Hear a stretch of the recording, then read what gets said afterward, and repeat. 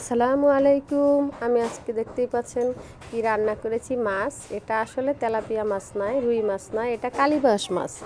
আর কালীবাউস মাছ ঝটপটে কিভাবে আমি ভুনা করলাম অবশ্যই দেখতে পাচ্ছেন। এই দেখুন, আমি মাছটা ভালোভাবে ধুয়ে হলুদ মরিচ লবণ দিয়ে রেখেছি, আর এই যে ভেজে নিলাম। আর কড়াইতে দিয়ে দিলাম তেল আর পেঁয়াজটাকে ভালোভাবে একটু বাদামি করে ভেজে নেব। ভেজে নেওয়ার পরে দিয়ে দিলাম পানিটা দিয়ে আমি পরিমাণ মতন সবগুলো মশলা দিয়ে দিলাম। আদা বাটা, রসুন বাটা, জিরা বাটা, পরিমাণ মতন হলুদের গুঁড়ো, মরিচের গুঁড়ো। এখন আমি ভালোভাবে একটু নেড়েচেড়ে কষিয়ে নেব। কষানো হয়ে যাচ্ছে, দিয়ে দিলাম একটু লবণটা দেওয়ার পরে পরিমাণ মতন পানি দিয়ে দেব।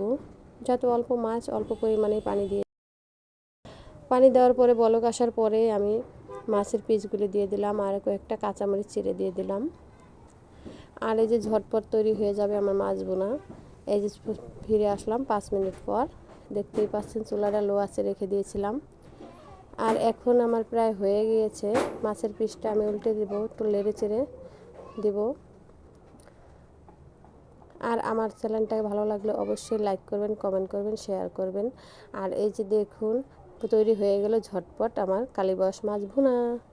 আশা করি অনেক ভালো হয়েছে। আর ভালো লাগলে এরকম একটি রেসিপি অবশ্যই বাসায় তৈরি করে দেখবেন। কেমন হয়েছে কমেন্ট করে জানাবেন, আর সাবস্ক্রাইব করবেন। ভালো থাকবেন। আল্লাহ হাফেজ।